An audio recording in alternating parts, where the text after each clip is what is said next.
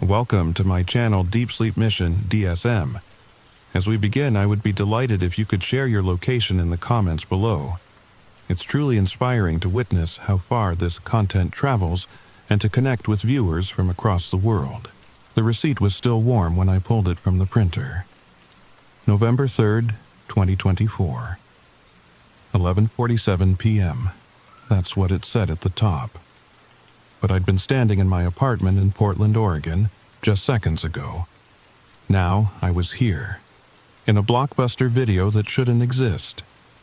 The fluorescent lights hummed that specific frequency you only heard in the 90s. You know the one, that barely there buzz that made your teeth ache if you paid too much attention to it. The smell hit me next. Plastic cases, carpet cleaner, that weird popcorn butter they used to pump through the vents even though they never actually sold popcorn. I looked down at the receipt again, my hands were shaking. Late fee due, $47,192.50. Days overdue, 8,743. Title, The Ring, 2002. But here's the thing that made my blood turn to ice water. I'd never rented the Ring. Never even had a Blockbuster card. Before you click away thinking this is just another nostalgia trip gone wrong, let me tell you what happened next. Because if you've ever gotten a call from a number that doesn't exist, if you've ever found a VHS tape in your streaming-era apartment, if you've ever woken up at 3:33 a.m. to the sound of tracking static from a TV you don't own, then you need to hear this. And if you haven't, well, after tonight you might. Comment below if you remember the last movie you ever rented. I dare you to check if you returned it. The story begins now.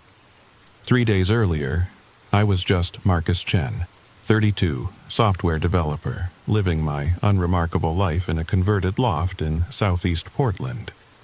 The kind of guy who meal prepped on Sundays and had a favorite coffee shop where the barista knew my order. Normal. Boring, even. The package arrived on Halloween night. I almost didn't answer the door. Kids had been ringing the bell all evening, and I'd run out of candy 2 hours ago. But this knock was different. 3 slow, deliberate raps. Not the excited hammering of trick-or-treaters. The delivery guy wore a uniform I didn't recognize. Navy blue with yellow trim, no company logo, just a name tag that said Randy in that distinctive Blockbuster font I hadn't seen in over a decade. Marcus Chen? His voice sounded like he'd been gargling gravel. Yeah? Sign here. He held out one of those old carbon copy forms. The kind where you had to press really hard with the pen to make it go through all 3 sheets. What is this? Return. That's all he said. Return. The package was heavier than it looked. About the size of a shoebox, wrapped in brown paper that felt wrong. Too smooth. Too cold. Like it had been sitting in a freezer. I should have refused it. Should have asked more questions. But Randy was already walking back to his van. An honest-to-God Ford Aerostar with wood paneling on the sides. The kind of van that died out with the video stores. Inside my apartment, I set the package on my kitchen counter and grabbed a beer. The return address made me pause. Blockbuster Video Store, number 2847, 1247, Morrison, St. Portland, or 97205, that address. I knew that address. It was a Whole Foods now. Had been for at least 15 years. I peeled back the brown paper carefully. Inside was a blue and yellow plastic case. A VHS case. But not just any VHS. The cover was blank. Completely white except for a small label stuck to the spine. Handwritten in blue ballpoint pen. Overdue. Final notice. My phone rang. Unknown number with a 503 area code. Hello? Static. But not just static. That specific sound of a VHS tape rewinding. That mechanical whir that started slow, sped up in the middle, then slowed again at the end. Hello? I said again. Please be kind." The voice was barely a whisper. Rewind. The line went dead. I sat there for a long moment, beer forgotten, staring at that VHS case. Every rational part of my brain said to throw it away. Take it to the dumpster. Hell, burn it if I had to. But you know that feeling when you're standing at the edge of a cliff? Your brain screams at you to step back, but some primitive part of you whispers, "Jump." That's what I felt holding that case. I opened it. The tape inside was pristine, like it had just come off the factory line. The label was different from the case, though. This one was printed professional looking. Property of Blockbuster Video Customer Copy. Do not remove late fees. Apply after 11:59 p.m. I didn't own a VCR. Haven't owned one since college. But this is where it gets weird. Weirder, I mean. I blinked, and there was a VCR on my TV stand, not a modern one. A massive silver Panasonic from the mid-90s with about 40 unnecessary buttons on the front. The kind where you had to program the clock every time the power went out, and it always flashed 12 o'clock. If you didn't. It was already plugged in, already connected to my 65-inch Samsung. The clock wasn't flashing. It showed 11:47 p.m., but my phone said 9:15 p.m. I put the tape in. I had to. You understand that, right? Sometimes you don't have a choice. Sometimes the story has already started, and you're just catching up to where you're supposed to be. The VCR made that satisfying chunk sound as it accepted the tape. The TV turned on by itself. Static filled the screen, but not regular static. It moved wrong, swirled, like something was trying to push through from the other side. Then the tracking adjusted itself, and I was watching me, but not current me, 8-year-old me, in my childhood living room in Beaverton. I was sitting too close to the TV, cross-legged on that ugly brown carpet Mom refused to replace, watching something, leaning forward like kids do when they're completely absorbed. The camera angle was impossible. It was filming from inside the TV, looking out at little me. Young Marcus reached forward and pressed his hand against the screen. "I want to return it," he whispered. "Please, I want to return it." The tape ejected itself. My apartment was completely dark. The beer on my counter had gone warm. According to my phone, it was now 11:46 p.m. I'd lost over 2.5 hours. The VCR was gone. But the tape sat on my coffee table, rewound and ready. Next to it was something that hadn't been there before. A laminated Blockbuster membership card with my name on it. The photo was me at 8 years old. The expiration date was tomorrow's date. And written in pen across the bottom, 1 rental remaining. I didn't sleep that night. Couldn't. Every time I closed my eyes, I heard that rewind sound. That mechanical whir that seemed to come from inside my skull. At 3:33 a.m., and I know it was exactly 3:33 because I'd been staring at my phone. The TV turned on again. No VCR this time. Just my regular Samsung showing what looked like security camera footage. Grainy. Black and white. The timestamp in the corner read NOV2 2024 03:33:33. It was the inside of a video store. Empty. Lights on, but nobody home. Rows and rows of videos stretched back further than should have been possible. The camera slowly panned across the store, and I realized with a cold certainty that this wasn't recorded. This was live. Something moved in the comedy section. The camera didn't zoom. It physically moved, like someone was carrying it. Walking slowly down the main aisle, past action-adventure, past drama, past the little kiddie section with the beanbag chairs that I suddenly remembered even though I'd never been to this particular store. The figure in comedy wasn't hiding. It stood at the end of the aisle facing the camera. Waiting. It was Randy, the delivery driver, but his uniform was different now. Older. The fabric looked stiff, like it had been soaked in something and dried repeatedly. His name tag was the same, but underneath Randy was a new line. Employee since 1987. He held up a VHS case. Even in the grainy footage, I could read the title, The Ring. "You rented this," he said. His voice came through my TV speakers, tinny and distorted. "October 31st, 2000. You were 8. "No," I said to my empty apartment. "No, I didn't." "Cedar Hills Blockbuster, your mother's account. She let you pick one movie for Halloween." He opened the case, empty. "You never returned it." The memory hit me like ice water. Mom rushing me out of the store, me clutching that case. We'd watched it that night. No, that wasn't right. The Ring came out in 2002. I couldn't have rented it in 2000. "Time works different here," Randy said, like he could hear my thoughts. "We have movies that haven't been made yet. Movies that never got made.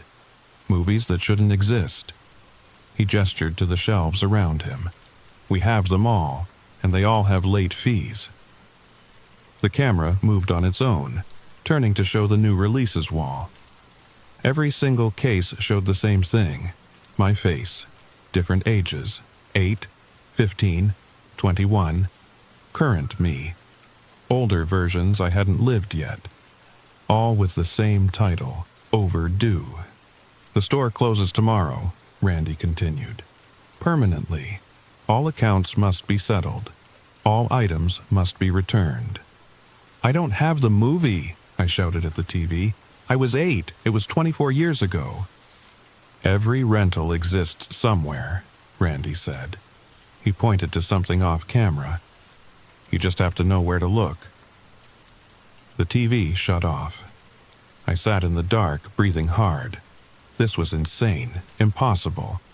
But that membership card sat on my coffee table, catching the streetlight from my window. Real as anything. I picked it up. The back had text I hadn't noticed before. Fine print, terms and conditions. But one line stood out, handwritten in that same blue pen. "Present this card at any location to access your account." Any location. I grabbed my jacket and keys. It was almost 4 a.m., but I had to know. The address from the package. 11247 Morrison. The Whole Foods. The streets were empty. Portland at 4 a.m. on a Sunday feels like a different city. Like everyone else evacuated and forgot to tell you. The Whole Foods loomed dark, its windows reflecting the streetlights like dead eyes. I parked and walked to the entrance. Obviously closed. But where the automatic doors met, there was a gap. Not a normal gap. A vertical line of pure darkness about an inch wide. Like someone had taken a razor to reality itself. I held up the membership card. The gap widened. Just enough for a person to squeeze through. The darkness inside wasn't the absence of light. It was deeper than that. The kind of dark that makes you understand why primitive humans feared the night.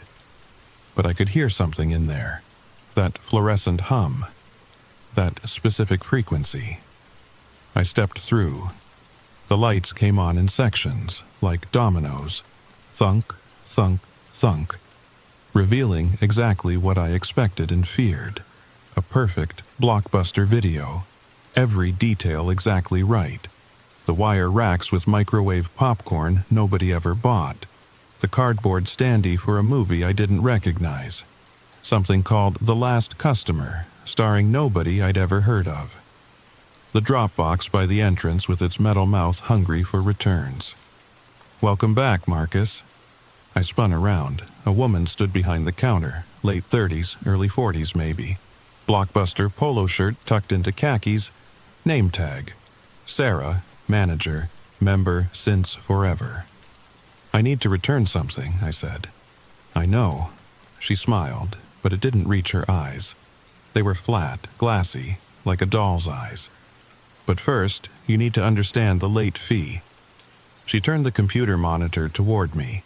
It was one of those ancient CRT monitors, the screen curved and flickering slightly.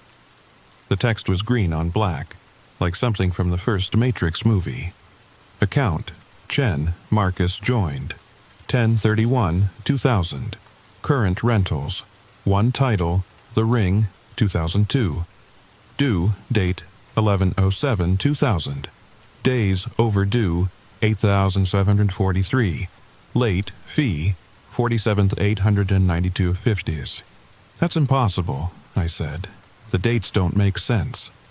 Time works different here, Sarah said, echoing Randy. We exist in the spaces between, the closed stores, the forgotten accounts, the unreturned memories. Memories? She gestured to the store around us. Every movie is a memory, Marcus. Every rental is a piece of time you borrowed. Some people return them, some don't, and some... She leaned forward. Some can't, because they borrowed something that wasn't meant to be taken. Sarah led me deeper into the store, past the new releases, past the regular sections, to a door marked Employees Only, that I somehow knew had always been there and had never been there until this moment. You want to know why you specifically got the notice, she said. It wasn't a question. The door opened to a hallway that couldn't exist. The Whole Foods wasn't this big, the building wasn't this big, but here we were walking down a corridor lined with more doors. Each one had a small placard. Returns 1987-1990. Damaged goods. Never rented. Should have been destroyed. We stopped at one labeled Permanent Collection. Every Blockbuster had one, Sarah said, her hand on the doorknob. Movies that weren't really movies. They looked like movies. Had covers, barcodes, everything. But they were doors, windows, connections to the spaces between spaces. She opened the door. The room beyond was impossible. Infinite rows of shelves stretching up and up and up, disappearing into darkness. Each shelf held hundreds of VHS tapes, all in those blue and yellow cases. But these weren't movies I recognized. The titles were wrong. The Day That Never Ended. Sarah's Last Shift. The Customer Who Stayed. Your movie, she said. The Ring. It wasn't supposed to be in the regular inventory. It was supposed to be here. Safe. Contained. But sometimes... She pulled a tape from a nearby shelf. The case showed a family of 4, all with their faces blurred out. Sometimes they escape, find their way to the wrong shelves, get rented by the wrong people. I was 8, I said. I didn't know. No, but your mother did. Sarah's expression changed. Something like sympathy crossed her face. She worked here, Marcus, 1907 to 91. She knew about the permanent collection, knew what these movies really were. The memory hit me again, clearer this time. Mom in a Blockbuster uniform I'd forgotten she'd ever worn. Mom with access to sections regular employees couldn't enter. Mom who quit suddenly one day and never said why. She tried to protect you, Sarah continued. Took that tape home to destroy it. But you found it first, watched it while she was at her new job, and once you watch something from the permanent collection... What? I asked, though I already knew. You become part of it. The movie keeps a piece of you, and you keep a piece of the movie. That's the real late fee, Marcus, not money. Time, memory, pieces of yourself you don't even know are missing. She led me to a specific shelf. My name was on a small label. Below it, dozens of tapes, all with the same title. Marcus Chen, age 8 to 32. Every day since you watched it, Sarah explained. The movie has been recording you, storing you, building its collection. And tomorrow, when the last Blockbuster closes for real, all those pieces become permanent inventory. What does that mean? Sarah pulled one of the tapes from my shelf. The case showed me at 15, standing in front of my high school. But I wasn't alone. There was something behind me, slightly out of focus, a shadow that didn't match my position. It means you stay here, in the spaces between, neither returned nor rented, just archived. I thought about running, but where would I go? We were in a Blockbuster that existed in a Whole Foods that was closed. Reality had already broken. The normal rules didn't apply. There has to be a way out, I said. There is. Sarah walked to another section. This one was different. The tapes here were in red cases instead of blue. The return policy. But it's not what you think. She handed me a red case. The cover was blank except for 2 words. Final notice. You can't return the movie you rented, she said, because that movie doesn't exist anymore. It's become part of you, woven into your timeline, but you can return something else. What? The years between. The time you borrowed without knowing. Every day since October 31st, 2000. She opened the case. Inside was a tape, but the tape was transparent. I could see through it, and in the clear plastic, images moved. My life, college, first job, first apartment, friends, relationships, everything that happened after that Halloween night. If I return this, you go back, 8 years old again. November 1st, 2000, the day after Halloween. But this time, the movie was never rented. Your mother never worked here. The permanent collection never touched your life. I'd lose 24 years.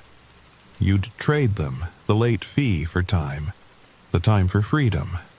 Sarah's doll eyes reflected the fluorescent lights. But you have to decide before the store closes. Tomorrow, 11:59 p.m. A phone rang somewhere in the store. That old electronic trill that no phone makes anymore. Sarah's expression changed. You need to go. Now. Why? What's... The lights started shutting off. Section by section. Thunk. Thunk. Thunk. But in reverse now, darkness racing toward us. Other customers are coming, Sarah whispered. The ones who never left. The ones who've been browsing for decades. Run, Marcus. Take the tape and run. I grabbed the transparent VHS and ran.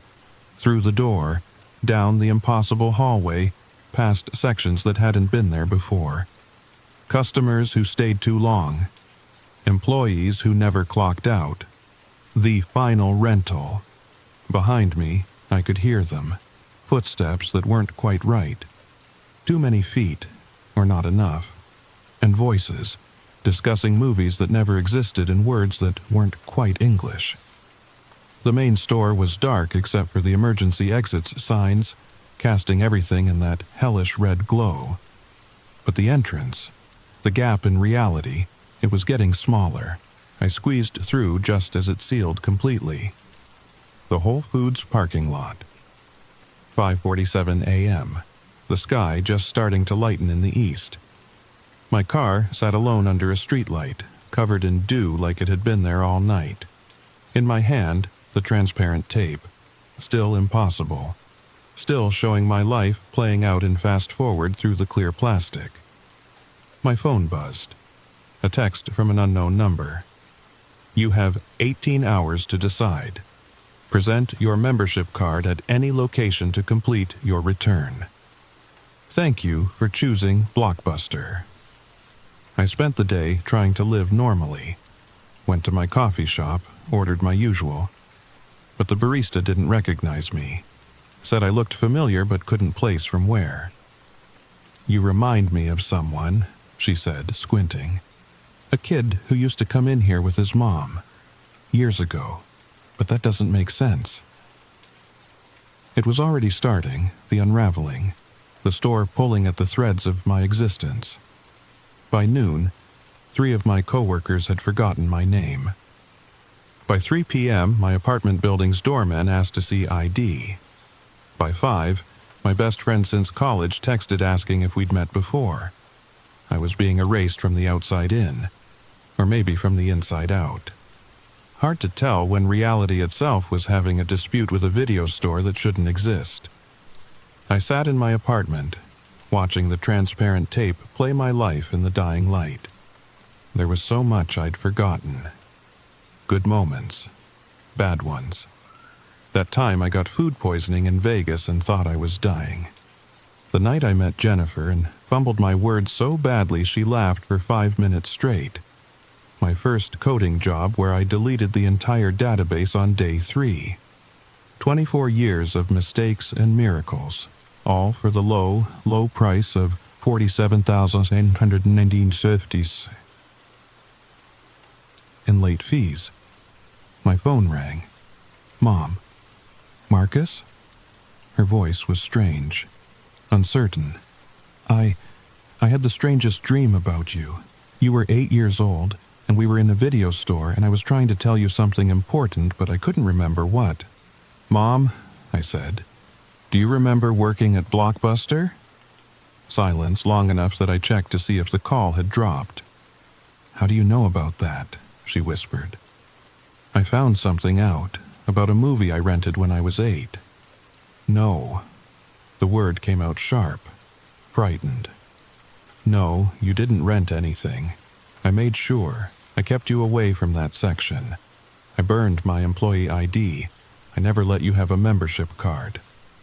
Mom, I did rent something. Halloween 2000. The Ring.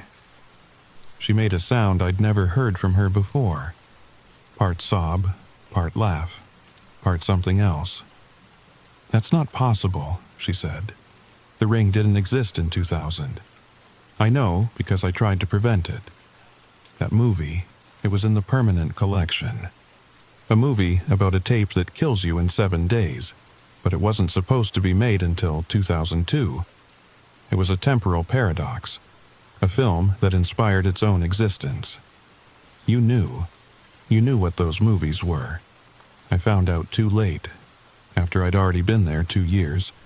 The manager before Sarah, he told me the truth, about the spaces between, about what Blockbuster really was, not just a video store, a repository, a place where abandoned timelines and forgotten futures were stored. Why didn't you quit immediately? Another long pause. Because, once you know, you can't unknow. And they needed employees who understood, to keep things contained, to make sure the wrong movies didn't get into the wrong hands. But then I got pregnant with you, and I realized I couldn't risk it. Couldn't risk you getting exposed to that place. But I did get exposed. I know, she said. I've known for 24 years. That's why I've been paying. What? The late fees, Marcus. Who do you think has been keeping them at bay? Every month I go to a place that doesn't exist and pay what I can. Not money, memories. Little pieces of myself. The day you were born, your first word, your college graduation. I give them up and they give you more time. I couldn't speak, couldn't breathe. But I'm running out of memories to trade, she continued. And now they want the principal, not just the interest. I looked at the transparent tape in my hand, thought about what Sarah had offered. Return the years, go back, start over. Mom, I said, what if I could fix this? You can't. Once you've watched something from the permanent collection, I could return the time. Go back to being 8, the day after Halloween. No, the word was fierce. No, Marcus, those 24 years. That's your life, your real life. Every moment, every choice, every mistake and triumph. You don't trade that away. Then what do I do? She was quiet for a moment, then, you become the last customer. What? Every store needs a final transaction. Someone to turn off the lights, lock the doors, end the story. If you become the last customer, if you're there when it finally closes, you can set the terms. How do you know? Because I've been researching for 24 years, reading every terms of service, every employee handbook, every corporate memo that leaked from the spaces between. There's always a final customer, and they always get to make one last deal. I looked at my phone. 8:47 p.m. 3 hours and 12 minutes until the deadline. "Where are you?" I asked. "Outside your building. I've been here since you called. I didn't know if I'd still remember you by the time I got to your door." I ran downstairs. She was there, sitting in her old Honda, looking exactly the same except for her eyes. They were older, tired, like someone who'd been paying interest on a debt for decades. "Show me your membership card," she said. I handed it to her. She studied it under the dome light, running her fingers over the lamination. "This is real," she said. "This makes you a legitimate customer, with all the rights and privileges that entails." She handed it back, including the right to one final rental. "I don't understand. The store closes at 11:59, but customers inside can stay until they've finished browsing. It's in the corporate policy, page 247, subsection 18C. No customer shall be forced to leave before completing their transaction. So I go in but don't leave. You go in and you rent one last movie, something from the permanent collection, something that matters." She reached into her purse and pulled out a VHS case I hadn't seen in over 2 decades. This one. The cover showed our family. Me, her, and Dad before the divorce. Standing in front of a Blockbuster, all smiling. The title read, "The Life We Were Supposed to Have." "This doesn't exist," I said. "It does in there. Every possible timeline, every choice unmade, every path not taken, they're all in the permanent collection." She pressed the case into my hands. "Rent this one, watch it.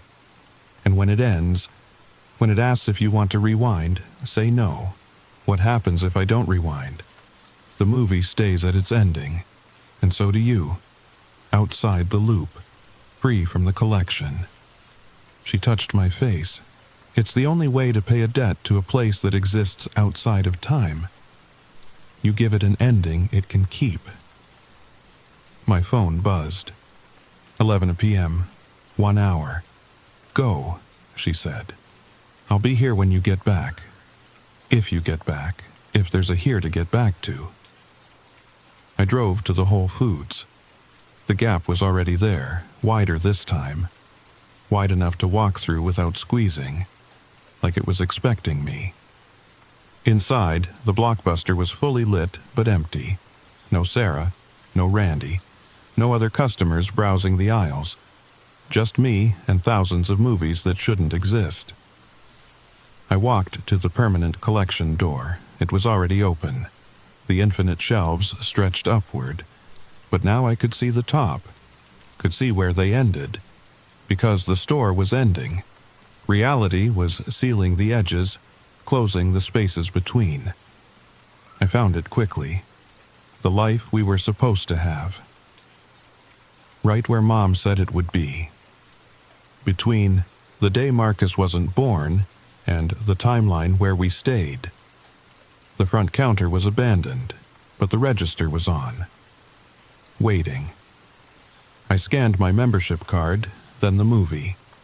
The computer made that satisfied beep of a successful transaction. Rental period. Until the end, late fees. Not applicable. Thank you for choosing Blockbuster. A VCR had appeared on the counter, already connected to a small TV that definitely hadn't been there before. I inserted the tape. Static. Then, life, but different. Dad never left, Mom never worked at Blockbuster. I never rented the ring. We were normal, happy, boring in all the right ways. I watched myself grow up different. More confident, less haunted. Went to different schools, made different friends, became someone else entirely. The tape ran for what felt like hours, but the clock never moved.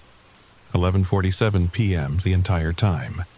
Until, finally, it showed all three of us, current day, having dinner. Laughing about something I couldn't quite hear. Dad's hair gray now. Mom's eyes without that tired weight. Me without the shadow that had followed me for 24 years. The screen went blue, the universal signal for end of tape. Text appeared. Please be kind. Rewind? I reached for the VCR. My finger hovered over the rewind button. No, I said. The lights went out, all at once, thunk, but I could still see the TV. The blue screen. The text changed. Thank you for visiting Blockbuster. The last customer receives 1 courtesy. I want the late fees forgiven, I said to the darkness. All of them, for everyone. Every person who never returned a tape. Every customer who owes something to the spaces between. Clear the accounts. The TV flickered. New text. That's not how business works. You're not a business anymore, I said. You're a memory, and memories should be free. Silence. Darkness. Then, impossibly, laughter. Sarah's voice from everywhere and nowhere. Corporate approved your request. All accounts cleared. All debts forgiven. All tapes returned. The TV turned off. The VCR disappeared.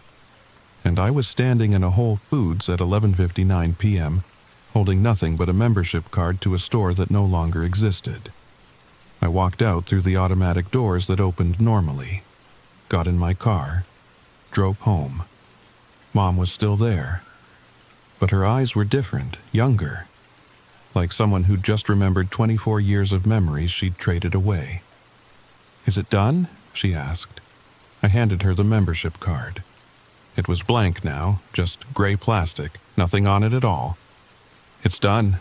We sat there in the car for a while, not talking, just existing in a world where Blockbuster was finally, truly closed. My phone buzzed. A text from an unknown number. But this time it wasn't threatening. Just 2 words. Be kind. I deleted it, blocked the number, and went upstairs to my apartment that everyone suddenly remembered I lived in. The transparent tape was gone, the red case too, but on my coffee table was something new. A photo I'd never seen before. Me, Mom, and Dad at a Blockbuster in '99. All of us smiling. All of us together. All of us unaware of the spaces between. I flipped it over. On the back, in handwriting I didn't recognize, the only late fee that matters is the time you don't spend with the people you love. Sarah, manager, store number 2847. I put the photo on my fridge. Called Mom to say goodnight. Then called Dad for the first time in 3 years. We talked until dawn. But here's the thing. And this is why I'm telling you this story. Why I need you to listen carefully and maybe check your own junk drawer or that box in your closet you haven't opened since your last move. This morning, I found something. A membership card, not Blockbuster. Different. Red and white instead of blue and yellow. The logo is familiar but wrong, like looking at a friend's face in a dream. Hollywood Video, it says across the top. My name printed below. The expiration date is tomorrow, and written in pen across the bottom, in handwriting I now recognize as Sarah's. Every ending is just another beginning. Some stores never really close, they just change management. So I'm asking you, begging you really, check your old things. Look for membership cards to places that shouldn't exist anymore. Because if you find one, if you have any late fees, if you've ever rented something and aren't absolutely certain you returned it, pay attention to the calls from unknown numbers. Watch for vans that shouldn't exist. And whatever you do, be kind. Rewind.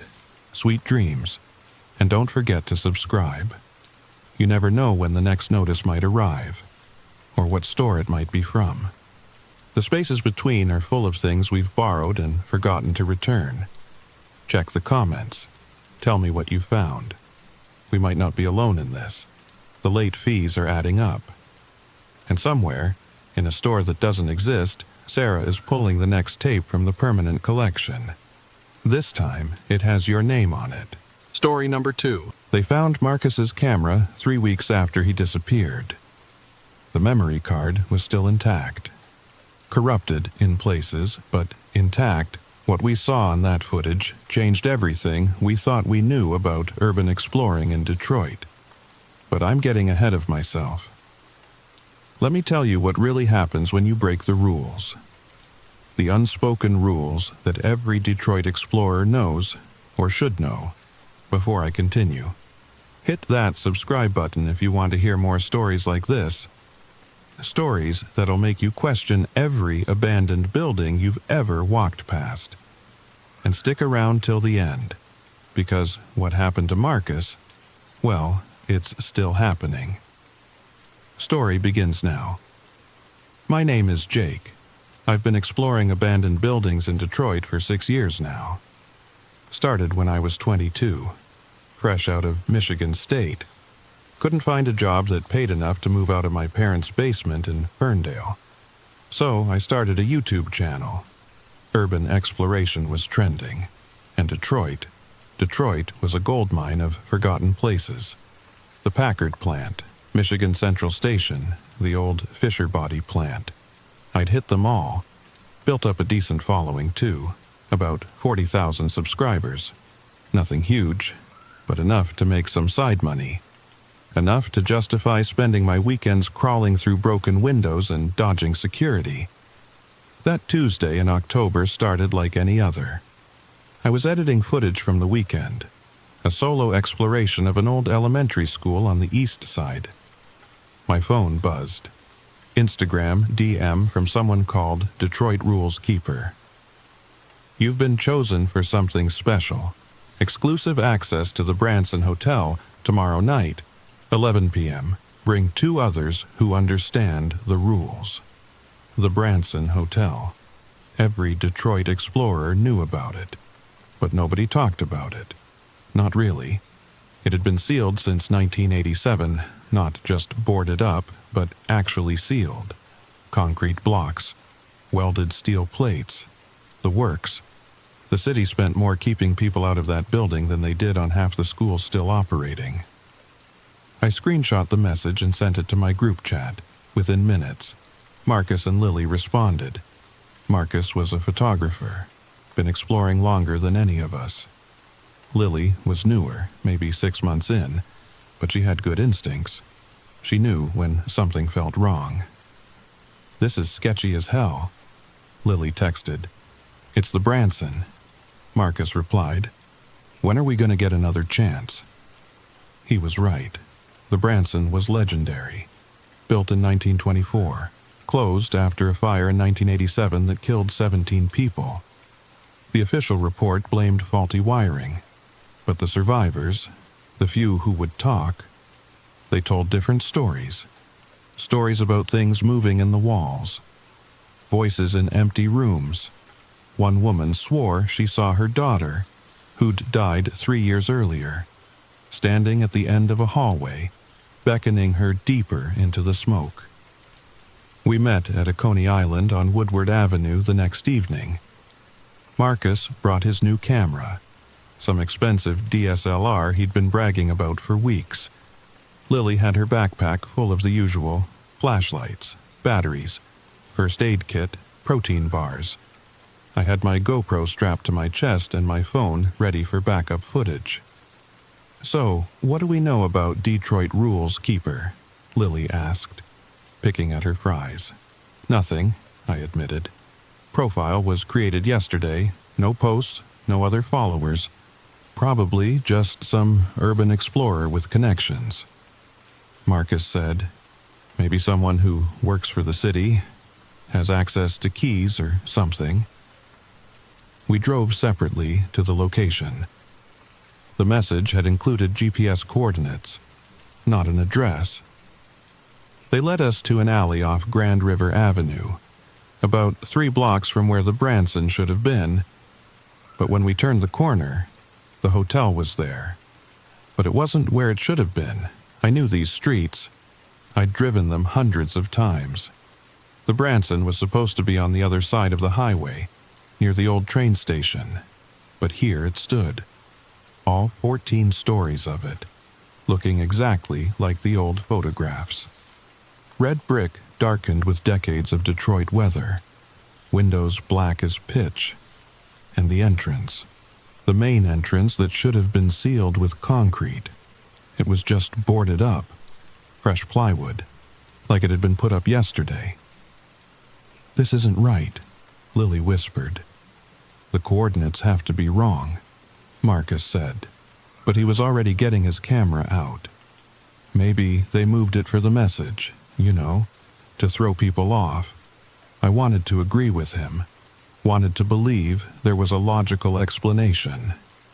But standing there, looking up at those dark windows, I felt something I'd never felt before in 6 years of exploring. I felt like the building was looking back. The plywood over the entrance had been cut, a neat rectangle, just big enough for a person to squeeze through. Fresh sawdust on the ground. Someone had been here recently. Very recently. Marcus went first, then me, then Lily. The moment we crossed the threshold, our flashlights dimmed. Not dead, just dimmer. Like the darkness inside was thicker somehow, heavier. The lobby was perfect. That's the only word for it. Perfect, not restored, not renovated. Perfect, like it had never aged. The marble floor gleamed. The chandelier, all 1,000 crystals of it, hung pristine from the painted ceiling. Even the air smelled wrong. Not musty or moldy like every other abandoned building. It smelled like furniture polish and fresh flowers. "Guys," Lily's voice was barely a whisper. "Look at the dust." There was dust on everything, a thick layer of it. But our footprints weren't leaving marks. The dust moved around our feet like water, flowing back to cover where we'd stepped. That's when we saw the sign. Brass plaque on the wall next to the old elevators. It hadn't been there in any of the historical photos. I would have remembered. The Detroit Ruins. Rules 1. Never explore alone after midnight. 2. Always leave the way you came. 3. Don't touch the photographs. If you hear your name, don't answer. 5. The 5th floor doesn't exist. 6. Trust your shadow. 7. Break the rules. Join the ruins. "This is someone's art project," Marcus said, but he was filming everything. "Has to be some elaborate installation." "In an abandoned hotel that shouldn't be here?" Lily asked. "Buildings don't move." Lily. But even as he said it, we all knew something was deeply wrong. The elevator doors were brass, polished to a mirror shine, in the reflection. The lobby behind us was different, ruined, burned, exactly how it should have looked after 37 years. We took the stairs. The carpet was burgundy with gold patterns, thick enough that our footsteps made no sound.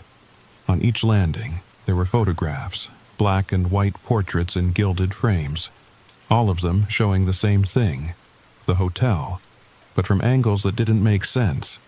Views from inside the walls, from under the floors, from above the ceilings, looking down through invisible gaps at people in old-fashioned clothes, walking through hallways, sitting in rooms, completely unaware they were being watched. "Don't touch the photographs," Lily reminded us.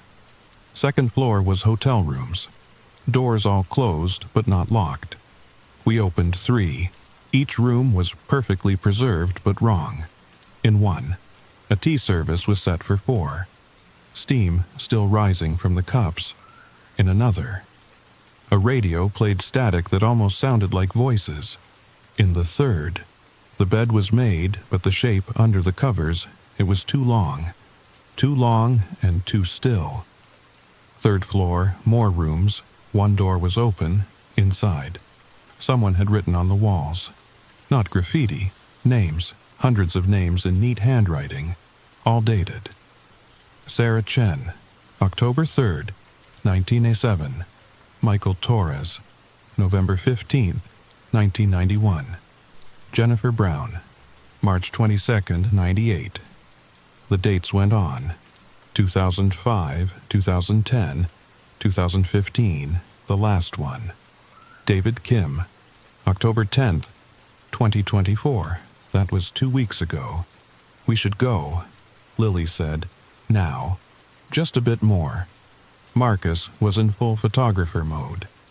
This is incredible footage. 4th floor. The hallway was longer than it should have been. I'd studied the blueprints of this place. The building was only so wide, but this hallway stretched on and on. Doors every 10 feet on both sides. We walked for 5 minutes and hadn't reached the end. Stop. I grabbed Marcus's arm. Look back. The stairway we'd come from was gone. Just more hallway, stretching in both directions, endless doors, endless burgundy carpet. We went straight, Marcus said. The stairs have to be. That's when we heard it. Footsteps, above us. Heavy, deliberate footsteps. But we were on the 4th floor, and rule number 5, the 5th floor doesn't exist, Lily whispered. The footsteps stopped directly overhead. Then a voice, my voice, but I wasn't speaking. Jake, it called from above. Jake, come up, everyone's waiting. Marcus was the first to notice his shadow. It wasn't following him properly. When he moved left, it hesitated like it was thinking.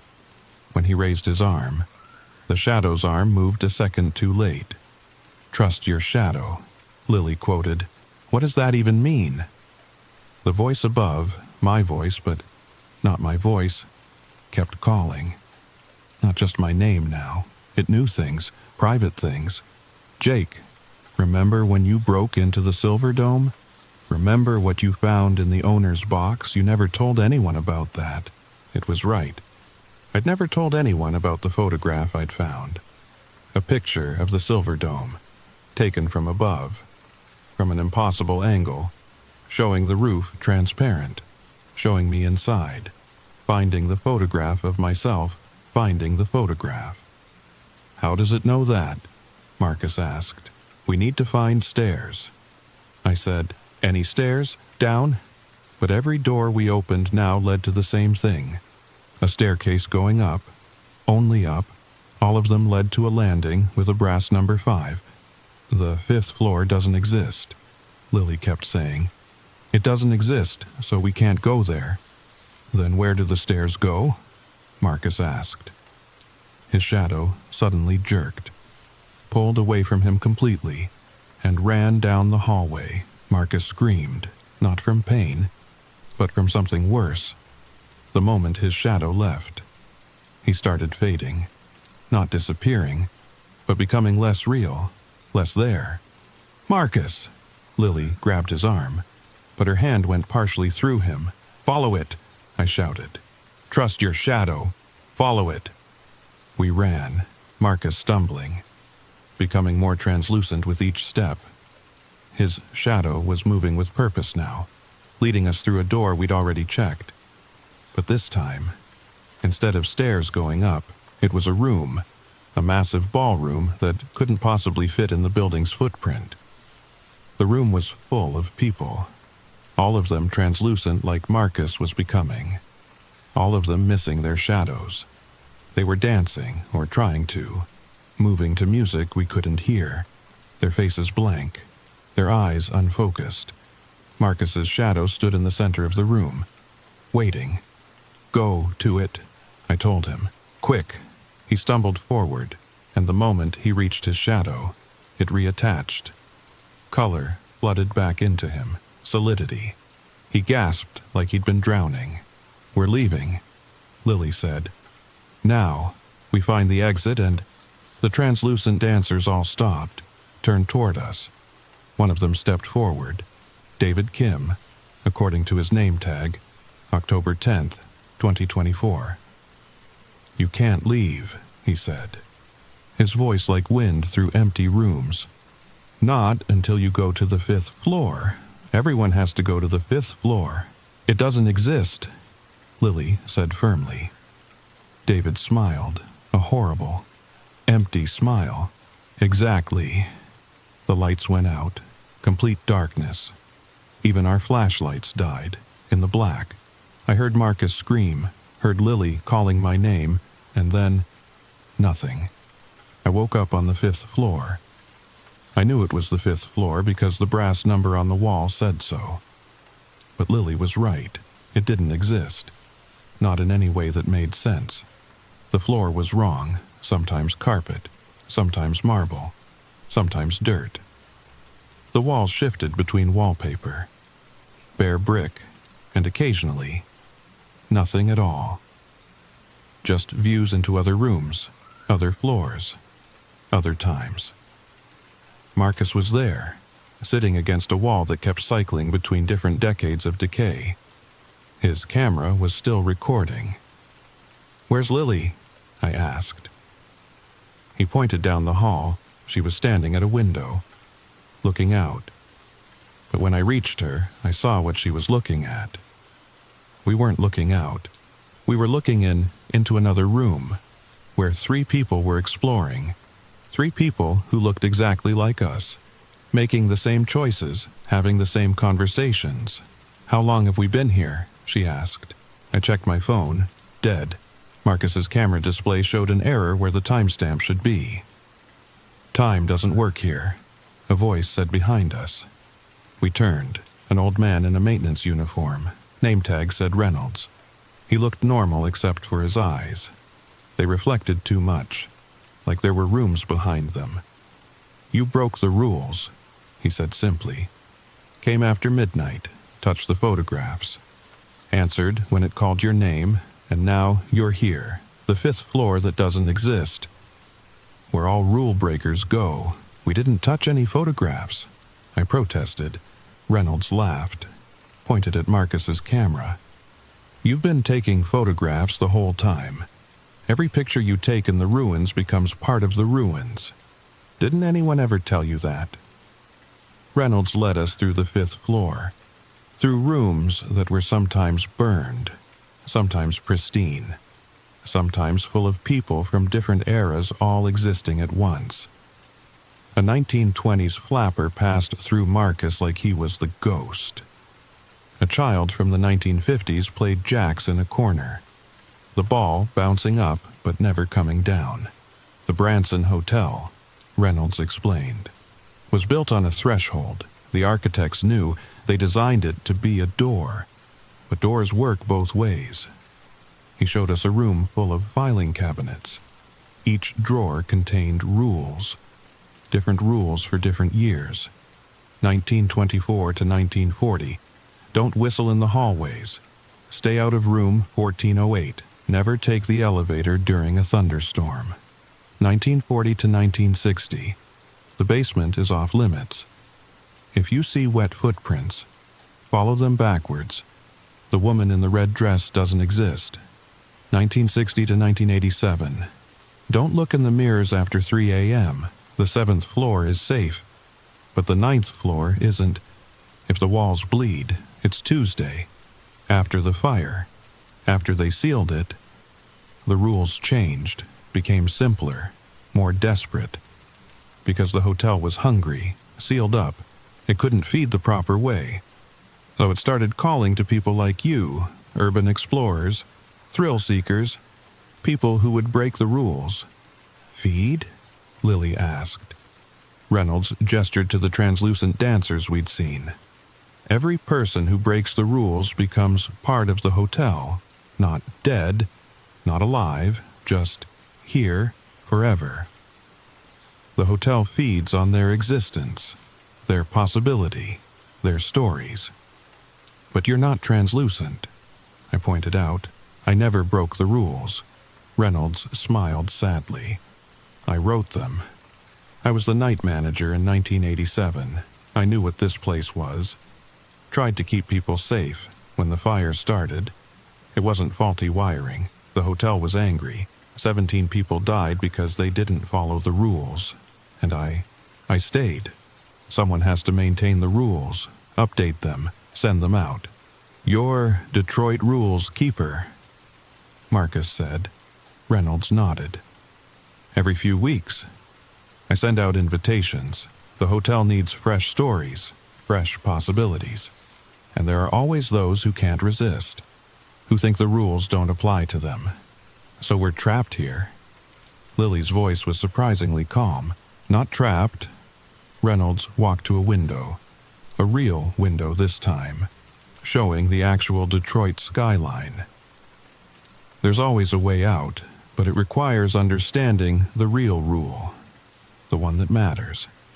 He turned to us. The rules aren't meant to keep you safe. They're meant to be broken. The hotel doesn't want obedient guests. It wants rule breakers. But there's one rule that actually matters. One that's never written down. What rule? I asked. The hotel can only keep you if you believe you're really here. I thought about that.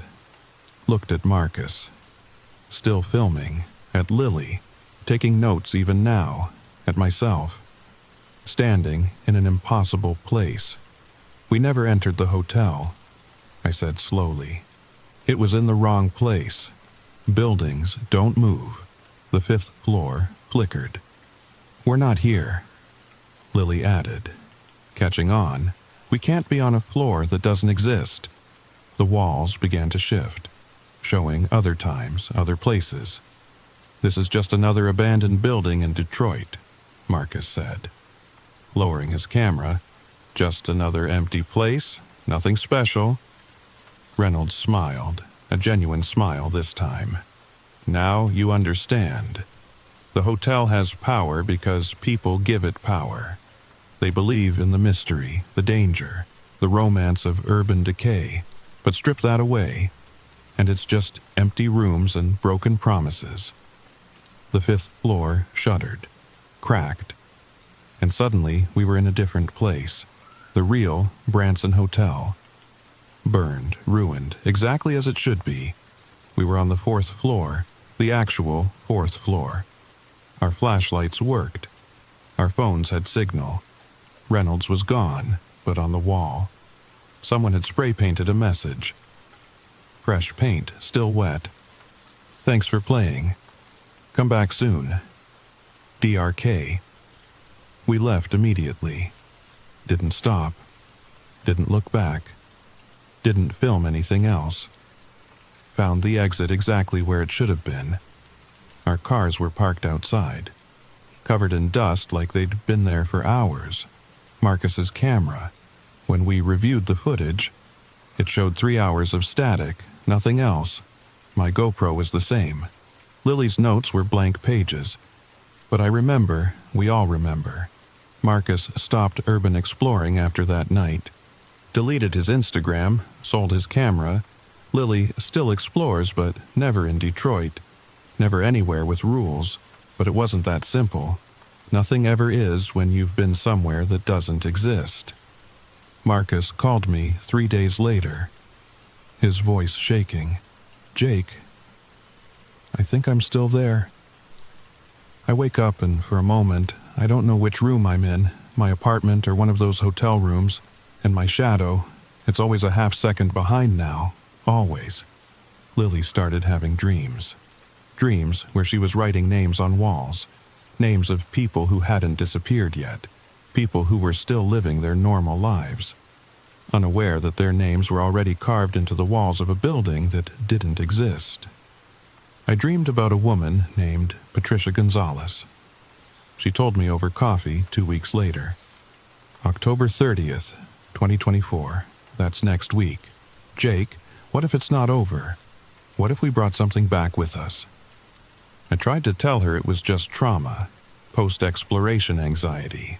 All urban explorers get it sometimes. That sense that the buildings are following you home. But then I started noticing things. My editing software would sometimes show footage I hadn't taken, glimpses of hallways I'd never walked down, rooms I'd never entered, always deleted by the time I tried to look closer.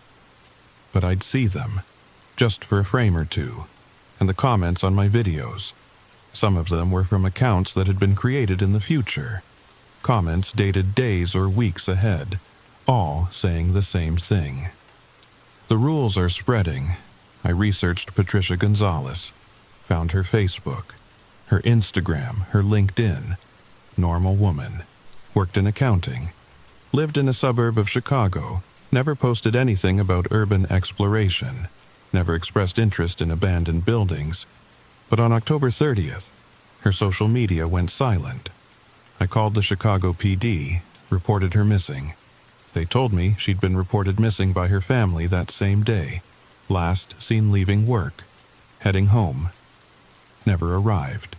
3 days later, they found her car, parked outside the ruins of the Biograph Theater, a building that had been demolished in 2019, except according to the police report. The building was there, fully intact, like it had never been torn down. That's when I knew. The Detroit ruins rules weren't just about Detroit. They were spreading, moving from city to city, building to building, finding new places to take root. I started getting messages, DMs from accounts I didn't recognize. All variations of Rules Keeper, Chicago Rules Keeper, Boston Rules Keeper, Seattle Rules Keeper. Each message contained coordinates and rules. Different rules for different cities. The Chicago Ruins Rules. 1. Never explore during a blizzard. 2. The third floor is always Tuesday. 3.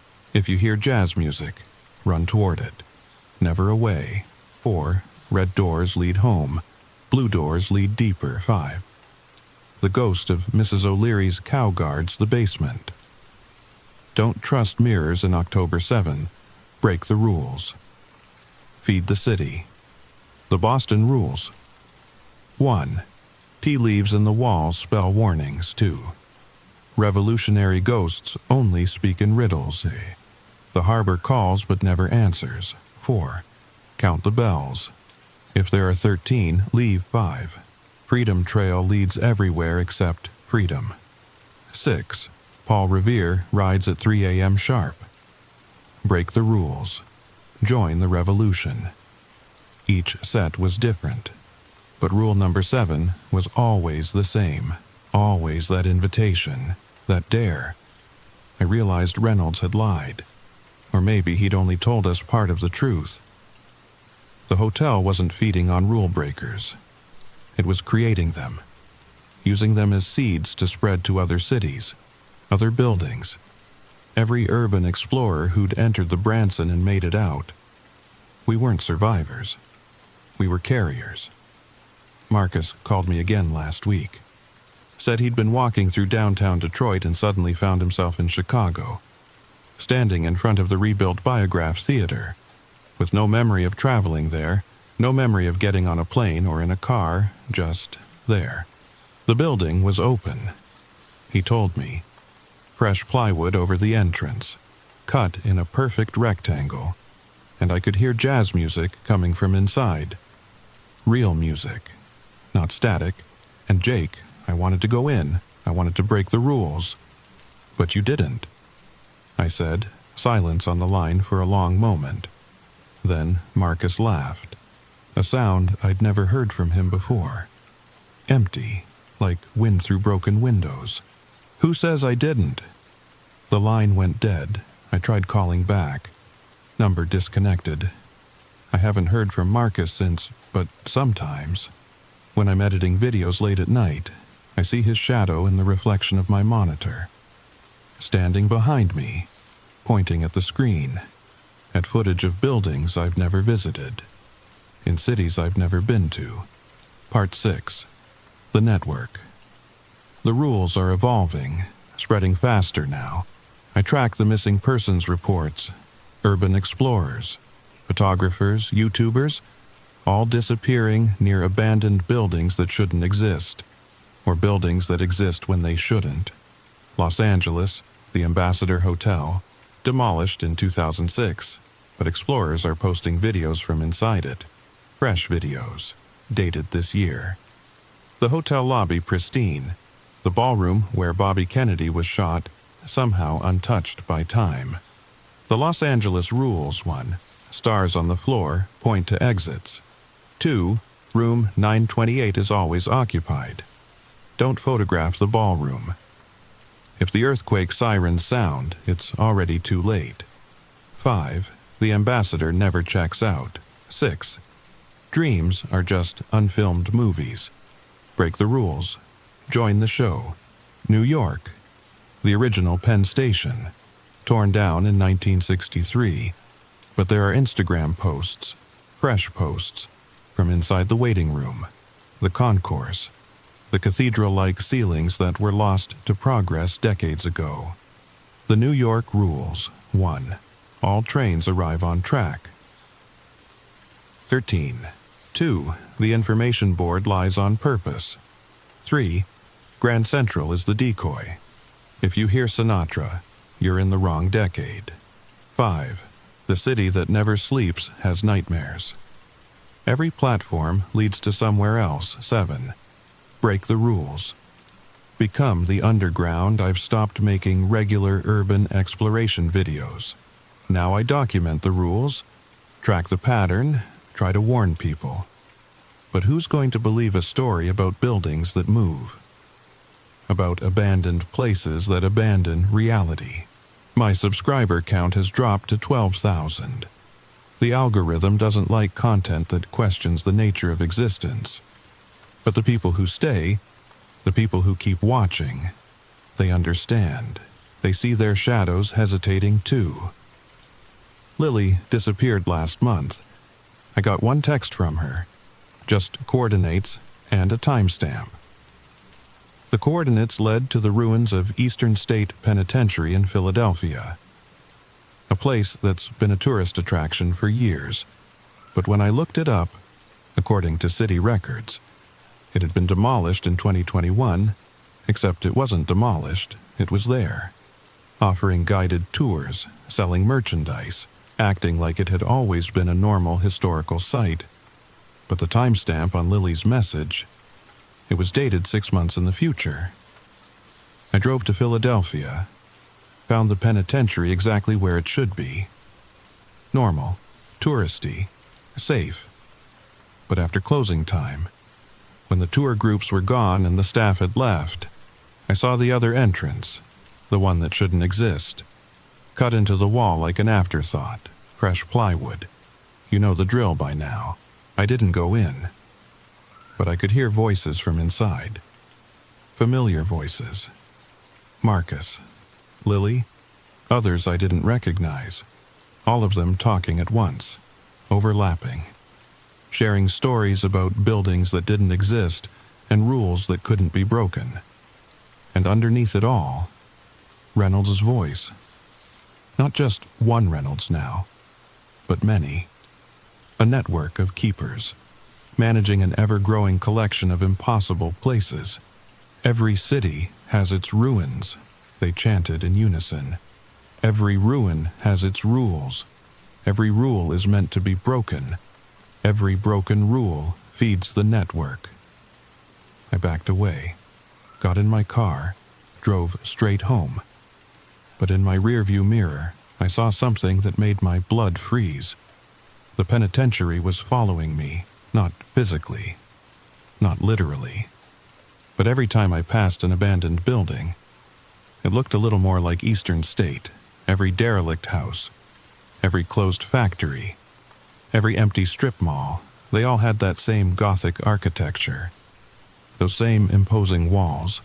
The rules weren't just spreading to famous buildings anymore. They were spreading to everything. Every abandoned place becoming part of the network. Every empty building becoming a potential door. I'm documenting this because I think I'm next. My shadow has been acting strange for weeks now. Sometimes it moves before I do, like it knows where I'm going before I decide. And the buildings, God, the buildings are everywhere now, even my own house, when I'm not looking directly at it. I can see it in my peripheral vision. Abandoned, boarded up, with fresh plywood cut into a perfect rectangle over the front door. The network is complete, or nearly complete. Every city, every abandoned building. All connected now. All following the same 7 rules. with the same promise, the same threat. Break the rules, join the ruins. If you're still watching, if you made it this far, check your shadow. Right now. Is it doing exactly what you're doing, or is there a slight delay, a moment of hesitation? Because once you notice it, once you really see it, you can't unsee it. And that's when you'll understand. The Detroit Ruins rules aren't just about Detroit. They're everywhere. In every abandoned place you've ever been curious about, waiting for someone to break them. Comment below if your shadow is acting normal. But more importantly, bet on comment if it isn't. Because if it isn't, well, you might want to check what city you're actually in right now. The buildings have been moving a lot lately. Don't forget to subscribe if you're still you, and hit that notification bell if your shadow lets you, because next week, if there is a next week, I'm going to tell you about the final rule. The rule that's never written down. The rule that explains why some people come back, and others become the buildings themselves. Sweet dreams. And remember, rule number 6, always trust your shadow. Unless it's not yours anymore. Unless it's leading you somewhere you've already been. Unless it's leading you home to a place that doesn't exist yet.